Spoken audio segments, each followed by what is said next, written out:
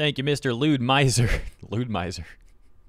Thank you, Mr. Lewd Miser, for the tag. Tag to this tweet with over 27,000 likes that says the new Pokemon Presents uses a stolen fan cover of Area Zero's music without crediting the original artist. And let's play a little part of the video.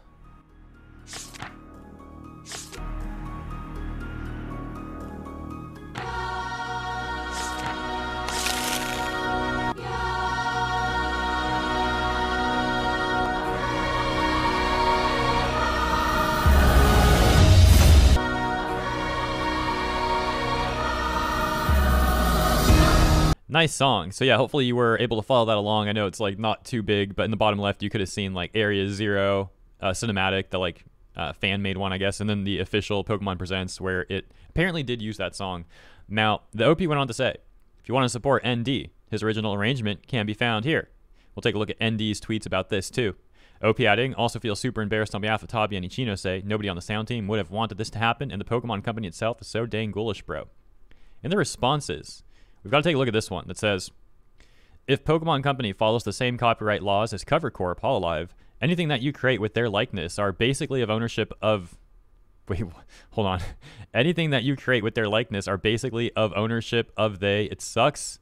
Okay, well, I think I understand what this person's saying. Essentially, I guess they're making a legal argument as the OP responds here, saying, I don't know why people think my original post is some sort of scathing legal argument as opposed to a moral one, and it's just a bad thing to do, essentially. And that seems like a fair take, because legally, like legally speaking, yeah, I don't think there would be much grounds here, because the initial video itself, the Pokemon Presents video, is 34 minutes long, and they only use about 5 seconds of this song in the 34-minute video. So would they win in court if they got sued for this, for fair use potentially? I think they'd have to fight in the US because it's on YouTube. But would they win? I don't think they would excuse me, I don't think they'd lose. I think they would win. I don't think this is a breach of fair use. However, morally, should they have credit the artist? Well, it seems like there's a fair point to be made there. I mean, he likes Pokemon. They liked his song enough to put it in there as opposed to like the official actual song or something. They use his. And it's posted on a channel with like 2-point-something million subscribers, gets like 1.5 million views in a day. A lot of their videos for those sort of events get a lot of views like that. Yeah, it kind of makes sense that crediting him would have been beneficial to him, and if they like this thing, they could have helped him out like that. However, it's tough to know who's to blame. Could have just been like 1 or 2 random employees that just put it in there, and it's like 5 seconds in a 34-minute video, so no one else caught it. Some other people have suggested that maybe it was included as a little Easter egg shout out to him, and they didn't expect to get like backlash for it. And so here's the official response from ND Music. ND Music saying, I'm really surprised and quite honored to hear snippets of my Area Zero music arrangement in today's Pokemon Presents DLC trailer.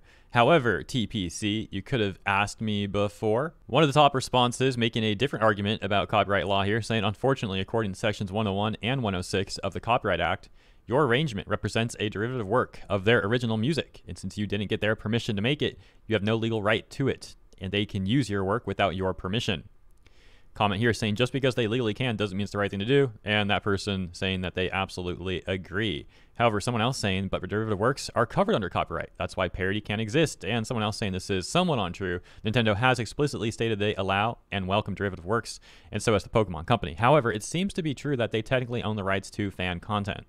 Question is this actually derivative work? Interestingly enough, in the description, ND Music writes, please note that this music does not directly come from actual Pokemon games and was made by myself. There are some similarities to the actual OST, notably this part.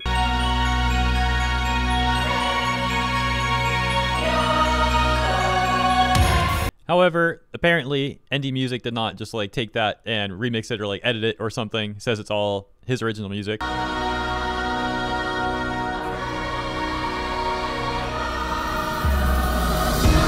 So if he's really not using any Pokemon assets, I think that would be a part of the argument. However, if he is still essentially using the idea, the concept from the other song and making this for Pokemon Scarlet/Violet, I guess those are some of the arguments that would be made in court. ND Music adding this tweet saying, I'm not particularly upset, but rather confused and surprised that an unofficial creation would be included in official content, especially coming from TPC. ND then including this video comparing the tracks from the Pokemon video and also from his song.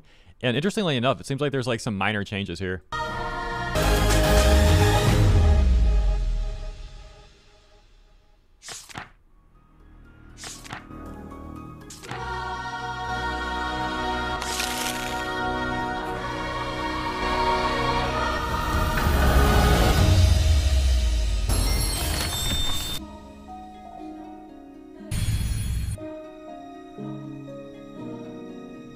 Yeah, I don't know about the last part. That doesn't sound so similar to me. But like obviously this like middle part does. Although interestingly enough, it is almost like they edited it a little bit. It's like they changed the levels a little bit, which you can even see reflected here. So, you know, now that I think about it too, that edit could be them just like mastering, so to speak, the soundtrack. Like if they, you know, they took this dude's song, added in there, it might not match the levels of the rest of the video. So they may have just like equalized everything, and that's why these two are different. Not too sure. I'm not a music dude. I don't know exactly if that's how it would work or not. I think this is where ND Music may be taking it a little too far though. He says, "It seems that this incident is not so uncommon. I'm currently seeking solutions with the help of very experienced people. I would prefer an amicable resolution that would be beneficial to everyone, and it seems that this is possible. I'll keep you posted." So once again, would it have been nice morally for them to like link back to the dude's song or something? Sure.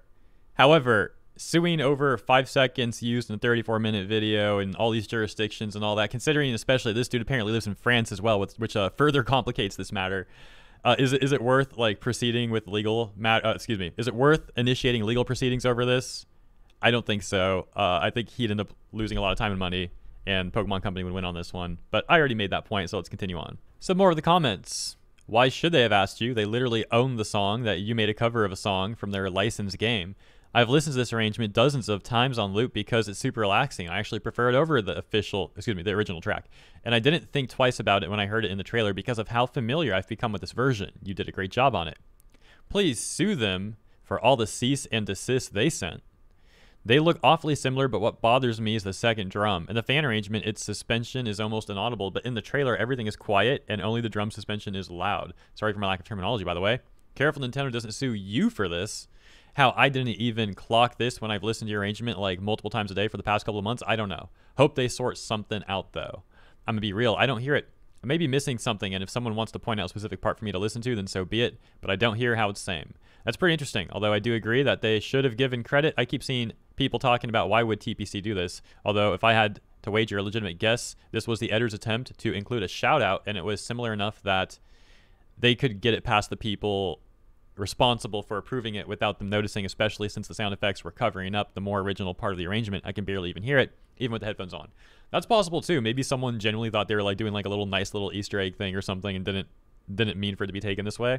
But yeah, let me know what you think about this in the comments. I'll be wrapping this one up here. And if you do want to check out more of ND Music's stuff, I will have their @ in the description for you. And as always, thank you so much for tuning in. Hope you found this segment to be interesting. I look forward to seeing your thoughts on it in the comments once again, and I'll see you there as well as in the next segment on the way.